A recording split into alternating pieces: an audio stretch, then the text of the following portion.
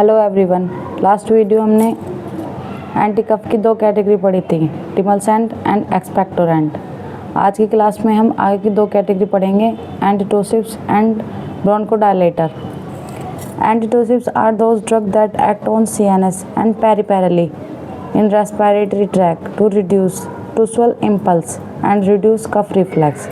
एंटीटोसिव्स वो ड्रग होती हैं जो CNS पर और पेरिपेरली यानी रेस्पिरेटरी ट्रैक पर वर्क करती हैं और टिश्यूअल इम्पल्स को रिड्यूस करके कफ रिफ्लेक्स को कम करती हैं। जैसे कि जब डस्ट पार्टिकल या अदर पार्टिकल्स बैक्टीरिया वगैरह जब बॉडी में एंटर करते हैं तो रेस्पिरेटरी ट्रैक में जो रिसेप्टर्स होते हैं, यहाँ से सिग्नल मेडुला ओब्लांगेटा में जाता है।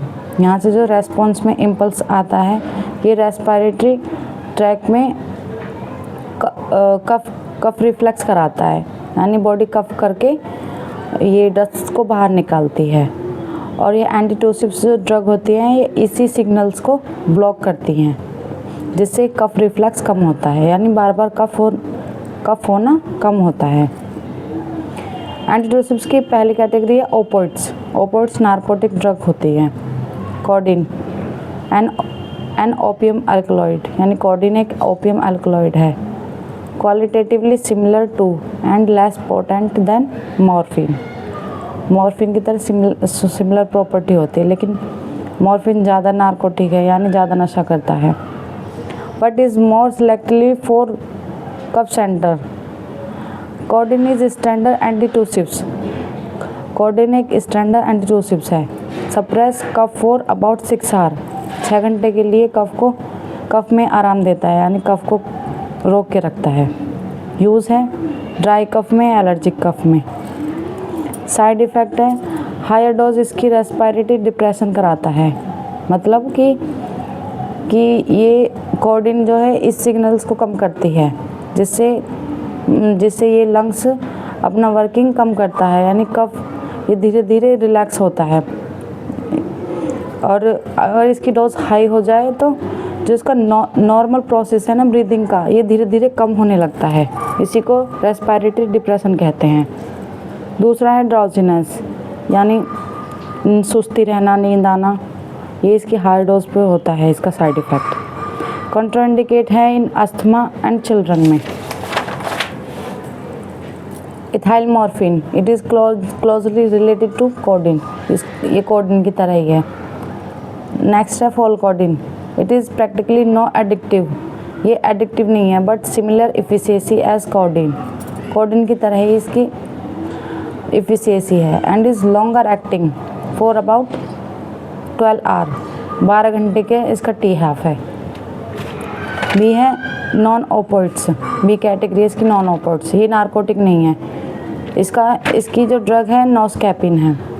It depress cough but has no narcotic, analgesic and dependent inducing property।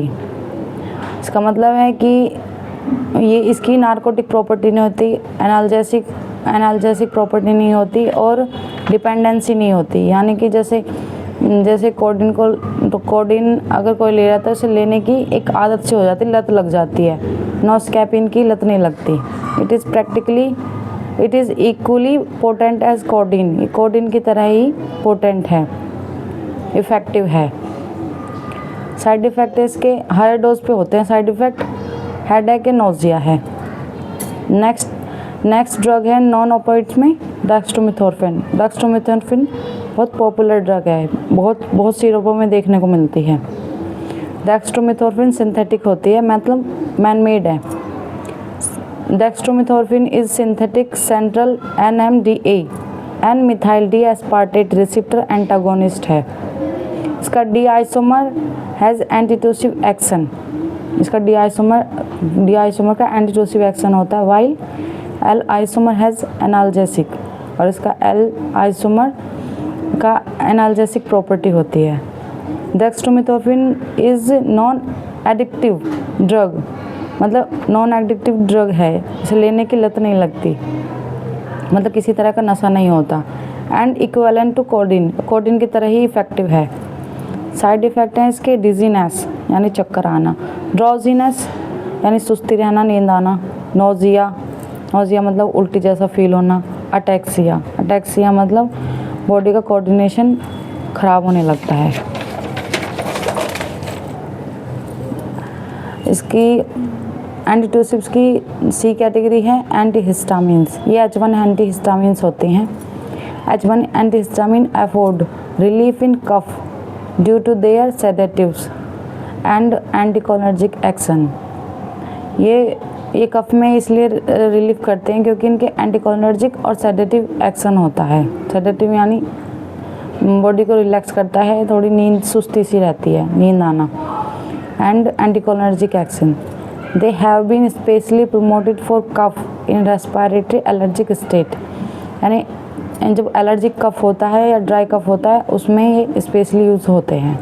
ये इसके ड्रग हैं क्लोरफेनिरामिन, डाइफेनहाइड्रामिन, प्रोमिथाजिन। इसकी डी कैटेगरी पेरिपेरली एक्टिंग एंटीट्यूसिव्स, मतलब ये जो एंटीट्यूसिव्स होती हैं ये पेरिपेरली काम करती है, यानी रेस्पिरेटरी ट्रैक पे काम करती है, ना कि CNS पे वर्क करती हैं। ये CNS पे वर्क नहीं करती। इसके ड्रग हैं प्रीनॉक्सडाइजिन।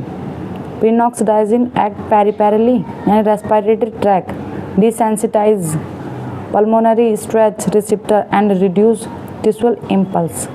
इसका मतलब है जो रेस्पिरेटरी ट्रैक में जो रिसेप्टर्स होते हैं वो इम्पल्स मतलब जो डस्ट पार्टिकल जो बॉडी में एंटर हो गया ना उनको सेंसिटाइज करते हैं, उनको फील करते हैं और वो रेस्पॉन्स में कफ करते हैं, मतलब खांसी करते हैं। तो ये प्रीनॉक्सडाइजिन होती हैं वो इन्हीं रिसेप्टर्स को डिसेंसिटाइज करती है, मतलब उनको कम सेंसिटिव बनाता है, जिससे कि इम्पल्स जनरेट कम होता है और कफ भी कम बनता है, मतलब बार बार खांसी कम उठती है। इसका ये वर्किंग है। अब लास्ट कैटेगरी पढ़ते हैं इसके, ब्रोंकोडायलेटर।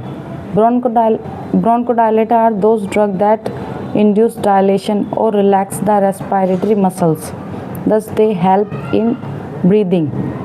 इसका मतलब ये है जो ब्रोंकोडायलेटर होते हैं वो एयरवेज की जो सांस की नली होती है उनको थोड़ा रिलैक्स करके थोड़ा बड़ा करते हैं, मतलब बार बार खांसी होने से जो एयरवेज होती हैं, मतलब उसकी जो पाइप होते हैं एयरवेज वो कॉन्स्ट्रिक्ट होने लगती हैं हल्का हल्का, जो और सांस लेने में थोड़ी प्रॉब्लम होती है, बार बार सांस लेने में प्रॉब्लम होती है। और ये ब्रोंकोडायलेटर जो होते हैं ये इसी सांस की नली को थोड़ा सा बड़ा करते हैं, डायलेट करते हैं, जिससे कि ब्रीदिंग इजी हो, सांस लेने में आसानी हो। इसका ये डायलेट कर दिया एयरवेज को। ये इसका मोड ऑफ एक्शन है, फार्माकोलॉजिकल एक्शन होते हैं ब्रोंकोडायलेटर के। ये इसलिए यूज़ होते हैं अस्थमा में। अस्थमा में वही कंडीशन होती है जो एयरवेज होते हैं वो कॉन्स्ट्रिक्ट हो जाते हैं और सांस लेने में प्रॉब्लम होती है, और ब्रोंकोडायलेटर अस्थमा के पेशेंट को दिया ही जाता है। क्रोनिक लंग्स डिजीज़ COPD में यूज़ होते हैं।